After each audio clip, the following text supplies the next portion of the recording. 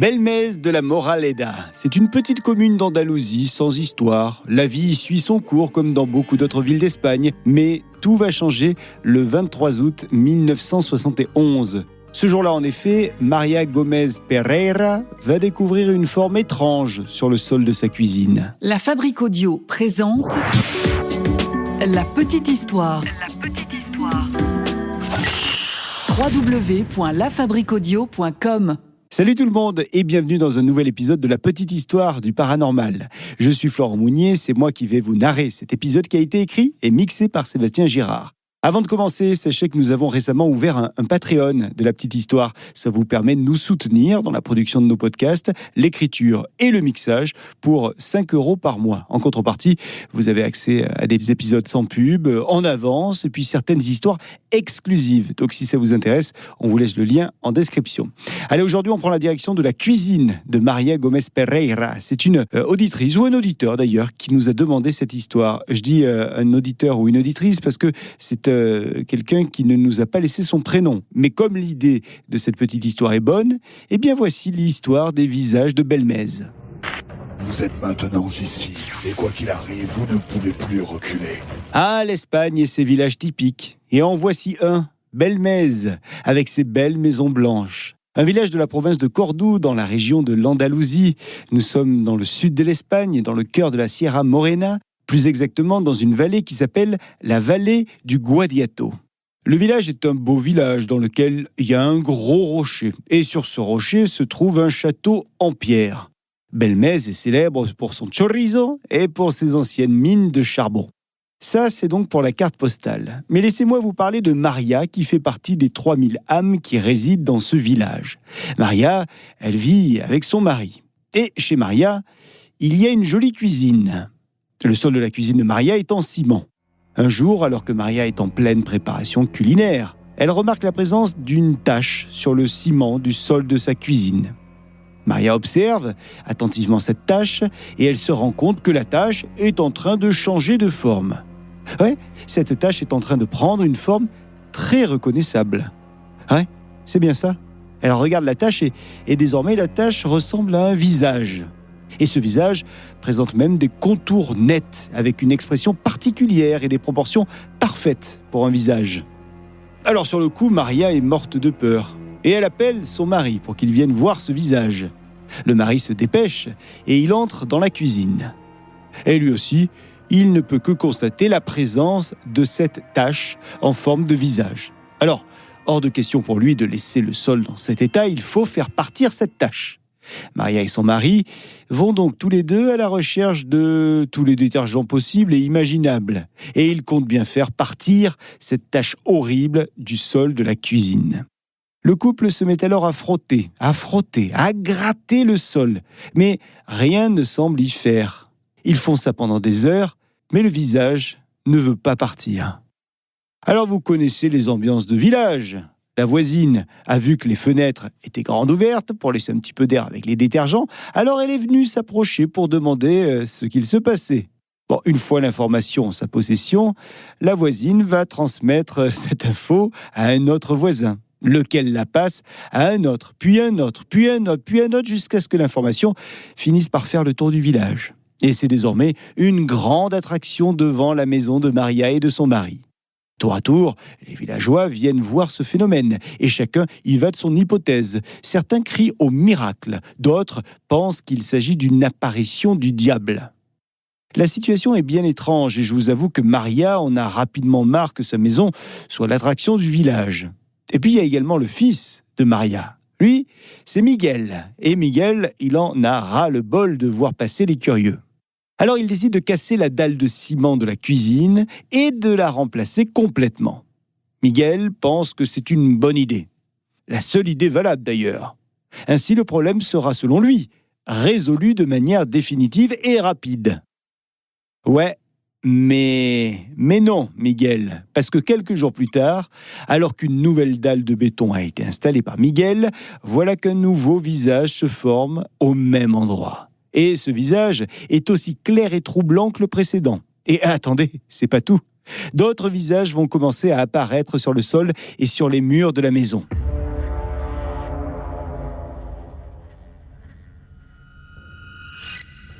Cet événement va marquer donc le début d'un mystère qui va rapidement sortir du village pour faire le tour du pays, attirant ainsi visiteurs, journalistes et chercheurs du paranormal.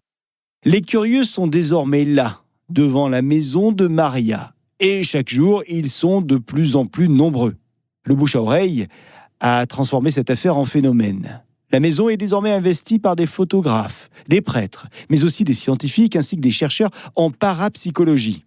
Alors il faut bien se rendre compte que cette affaire est extraordinaire. Extraordinaire parce que différente de bien d'autres phénomènes paranormaux.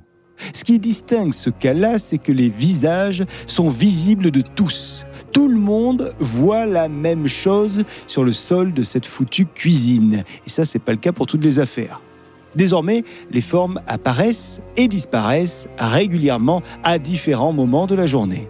Et ce qui est encore plus incroyable, c'est que ces visages semblent changer d'expression au fil des jours. Les jours passent et Maria, elle décide de faire payer l'entrée aux curieux. Bah ouais, pas de raison que tout le monde vienne l'embêter sans qu'il y ait une légère compensation financière. C'est à ce moment-là que la mairie va demander des analyses d'échantillons du sol. Alors on prend des bouts de cette nouvelle dalle de ciment et on envoie les échantillons à l'Institut de la céramique et du verre de Madrid. Le but étant de déterminer si ces images pourraient avoir été peintes ou gravées chimiquement. Le résultat de ces analyses ne va pas tarder à arriver. Le rapport officiel mentionne qu'aucun pigment, liant ou résine de type peinture n'a pu être détecté. Alors on fait d'autres tests. Des tests avec rayons infrarouges et spectroscopie. Et tous aboutissent à la même conclusion. Rien ne permettrait d'expliquer la formation de ces images par des moyens conventionnels. En tout cas, c'est ce qui se dit. C'est à ce moment-là que le professeur Germán de Argumosa entre en scène. Lui, c'est une figure connue du monde parapsychologique espagnol. Et Germán, il va décider d'organiser des veillées d'observation. Il va poser des magnétophones dans toute la maison et surtout dans la cuisine, histoire d'enregistrer des bruits. Et en effet, les enregistrements font état de voix, de murmures. Certaines de ces voix semblent prononcer des noms. D'autres exprimeraient des douleurs, des regrets et même des demandes d'aide. Le chercheur allemand Hans Bender, qui fait partie de l'Institut de parapsychologie de Fribourg, décide alors de venir lui aussi visiter Belmez. Et finalement, ce chercheur allemand, ainsi que le chercheur espagnol, commencent tous deux à évoquer la possibilité d'un phénomène psychokinétique spontané récurrent. Leur théorie est la suivante. Maria serait peut-être une médium involontaire, dont l'inconscient aurait imprimé dans la matière son angoisse, sa foi, ainsi que ses énergies psychiques. Bon, ça c'est pour le côté paranormal. Et de l'autre côté, il y a le côté plus pragmatique. On cherche toujours à donner une explication rationnelle à ces phénomènes. L'intensité et la localisation précise des visages, tous concentrés dans une même pièce, conduisent donc les autorités locales à mener des fouilles archéologiques sous la maison. Et ce qu'ils vont découvrir est tout simplement glaçant. Les autorités se mettent donc à creuser sous la maison pour analyser le terrain sur lequel a été installée la maison et on finit par retrouver des choses incroyables. Plusieurs ossements humains sont trouvés. Des ossements en partie désarticulés et décapités. Les premières analyses semblent indiquer que ces ossements reposent là depuis des siècles. Parmi ces ossements, on va identifier 2 squelettes sans crâne, accompagnés de fragments osseux de plusieurs autres individus dont les origines remonteraient au Moyen-Âge. En fait, le lieu semble avoir été un ancien cimetière clandestin. C'est ce qui se dit. Alors ces découvertes relancent l'hypothèse d'un phénomène lié à des âmes errantes. Le fait que les visages aient des traits torturés ou souffrants, parfois à peine humains, va alimenter l'idée d'un appel à la reconnaissance ou à la réhabilitation spirituelle de ces âmes oubliées. Très vite, les médias nationaux s'emparent du sujet, évidemment, au fur et à mesure que les articles sortent et que le phénomène gagne en popularité, de nouvelles théories vont naître. Cette fois, des théories plus terre-à-terre, avec des journalistes et des scientifiques qui commencent à accuser la famille Pereira de fraude élaborée, profitant de l'aura du mystère pour gagner de l'argent avec les visites de la maison qui sont organisées. Certains articles vont même affirmer que les visages pourraient avoir été dessinés à l'aide de nitrate d'argent, d'acide ou de produits photographiques. Bon, aucune preuve directe n'a jamais été produite et malgré des tentatives de reconstitution, personne n'est parvenu à reproduire à l'identique les visages de Belmez avec leurs expressions étrangement dynamiques. Mais toujours est-il que de plus en plus de voix se font entendre pour élaborer cette théorie. D'autant que certains de ces visages apparaissent ou disparaissent en quelques heures, même sous surveillance constante, rendant la manipulation extrêmement difficile. Alors que certains journalistes mettent en avant des motifs financiers qui seraient l'explication de ces apparitions, d'autres, des défenseurs du phénomène, commencent à rappeler que Maria n'a jamais voulu tirer profit de cette histoire, refusant même parfois de laisser entrer des curieux ou des journalistes. Visiblement, elle-même, Maria, bouleversée et mal à l'aise avec cette notoriété soudaine.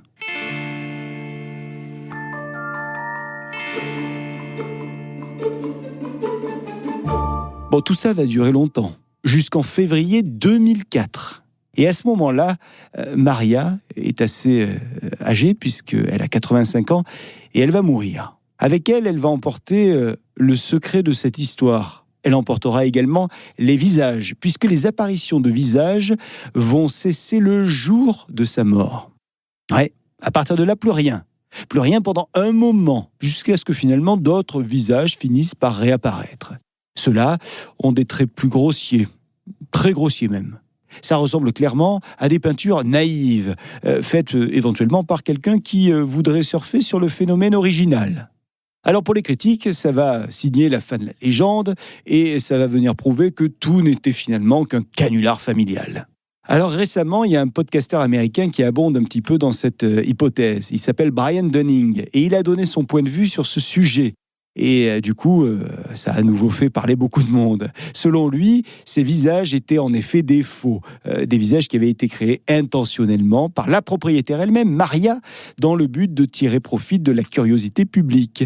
Dunning explique que les premières images ont en fait été réalisées à la peinture, puis il dit que d'autres visages auraient été produits à l'aide d'acide, une technique qui permettrait de faire apparaître des motifs sur le béton.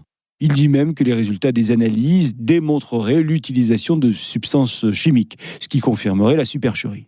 Bon, on n'a pas le fin mot de l'histoire. En tout cas, aujourd'hui, il y a de nombreuses personnes qui continuent de croire en ce phénomène, puisque les preuves scientifiques divergent à ce sujet. Alors, selon vous, canular ou réel phénomène paranormaux ?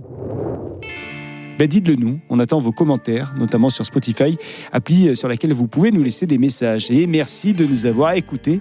Si cet épisode vous a plu, n'hésitez pas à le partager. Et nous, on se retrouve très vite pour un nouvel épisode. Salut. La Fabrique Audio présente La Petite Histoire. La Petite Histoire. Vous souhaitez devenir sponsor de ce podcast ? contact@lafabriqueaudio.com. Avant de se quitter, je vous rappelle que La Petite Histoire est un podcast de La Fabrique Audio. La Fabrique Audio réalise des podcasts de marque et d'entreprise. Donc, si vous cherchez pour vous, pour votre entreprise, pour votre marque, un studio pour faire des podcasts, n'hésitez plus. Envoyez-nous un mail, contact@lafabriqueaudio.com, la fabrique avec un K.